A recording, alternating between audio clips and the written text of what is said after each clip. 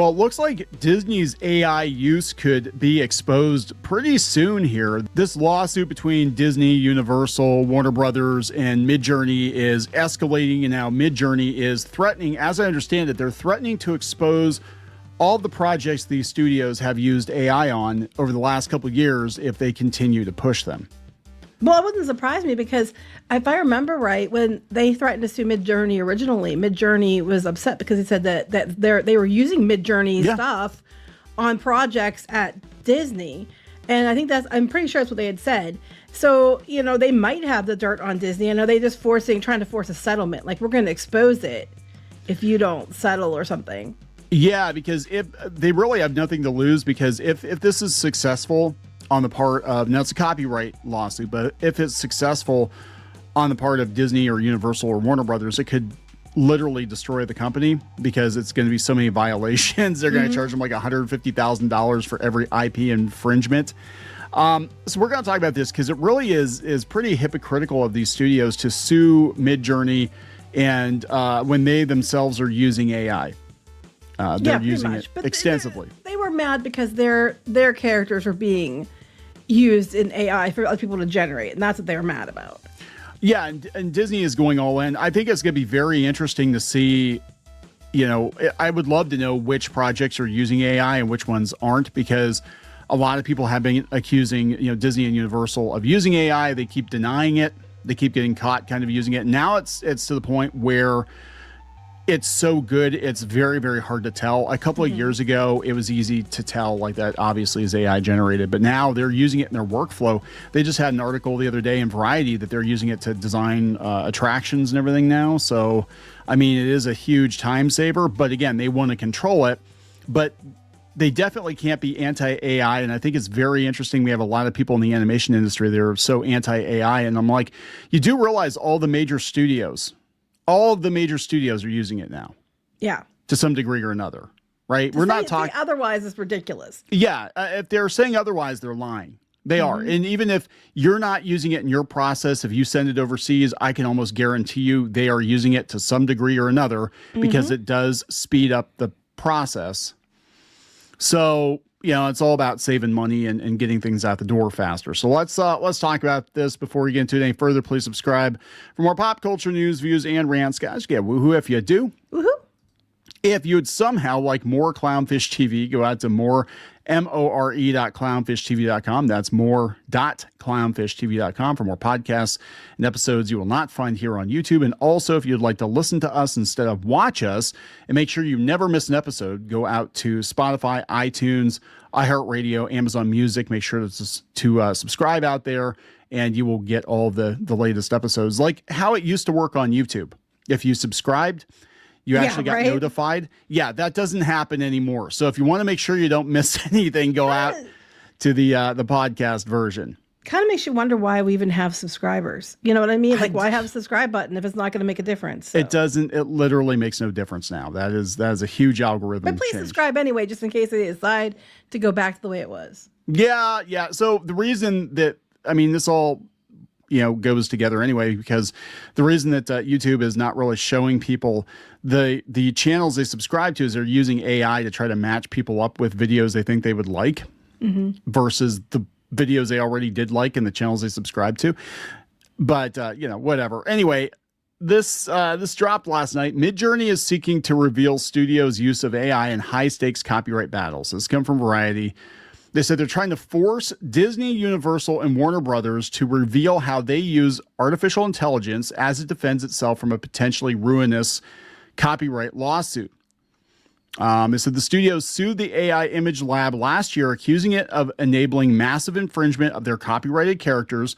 Midjourney has claimed fair use and has argued that the studios are engaged in the very same AI practices. Okay, I get that, but the difference is that where they're going to be a drawing line is they might be doing the same practices, but as long as they're their own characters, they're not infringing on anyone. Yeah, if you own the characters, it's a little bit different. But I think what they're doing is they're trying to call their bluff and be like, we will reveal to the world all the shit that's been done with AI, and people will be shocked. I'm telling you the truth. You will be shocked how much is being done with AI currently. They're just not telling you because they don't want to deal with the idiots online. Yeah, But pretty much. every movie, every game, whatever, almost every movie, every game you've probably watched in the last 1 to 3 years has had AI used in some capacity, even down to the Photoshop. The AI is embedded into Photoshop, and it definitely hasn't shitified it, but it is there. So it's really hard to get away from it. If you're going to be a Luddite, you're not going to be able to get away from it. They said in June, a magistrate judge limited Midjourney's ability to obtain discovery from the studios about their AI use, saying the studios would have to turn over information only about consumer-facing AI applications. That's interesting. Like they don't have to turn over information. If you want to prove that they're using the same technology that they're trying to sue everybody over, they don't have to do that. That's a little bit weird. Midjourney's lawyers filed a motion this week urging Judge John Kronstadt to overturn the decision, arguing that the studio should have to divulge more about how AI is used behind the scenes. If the plaintiffs are doing the very thing they seek to punish, that evidence goes to the heart of Midjourney's fair use and unclean hands defenses, wrote their attorney. Midjourney wants the 3 studios to reveal its AI business plans, research reports, training data sets. Some of that they're going to say is proprietary, though. Model weights and other data that would show they used AI tools to create and market movies and TV shows. The company has also sought the studio's board meeting presentations about AI. It would be very interesting if they trained their own AI on their competitors' stuff. That might be what's going on. Like, that new Hex movie, because a lot of people were thinking that Hex looked like it used some AI because some things were very inconsistent in the animation. And I would say they probably have. I think people were correct when they talked about, Fantastic Four, and they thought that some of the stuff was AI generated because of, all the 60s style. And it looked like earlier AI. I'm not saying it was all AI, but there definitely was some usage. So the studios agreed to turn over information about consumer-facing AI applications, but not about any internal AI tools. I mean, that probably would be proprietary. A lot of these studios now are building their own stuff. But if they built their internal AI tools stealing from Midjourney or other AI companies, that would be relevant. If they built their own AI tools by using somebody else's AI tools, that would be kind of relevant because that would give them grounds to sue back. Yeah, I could totally see them being like, hey, Midjourney, let's sign a tentative agreement. Let's have you come in, tell us how everything works, and then we're going to kind of reverse engineer. Disney has done that multiple times. They absolutely positively would do that. We're going to reverse engineer it, and then we're going to have our own AI in-house. And that's like they had the deal with OpenAI too, and then they pulled the plug on that. And I think it's enough. They probably had the deal just to learn enough about it to be dangerous, to be like, cool, we can do this too.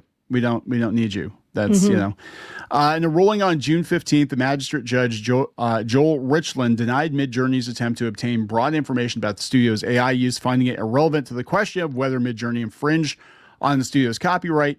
And they said Midjourney's motion argues it should be allowed to dig deeper. If the plaintiffs are developing image-generating AI models trained on unlicensed third-party copyrighted data for internal use in storyboarding or ideating content for film or TV, that evidence would equally demonstrate that it is an industry custom, even among the studios themselves, to download and train AI on unlicensed copyrighted content. Oh, so they want to prove that, that they've done it themselves, things like that.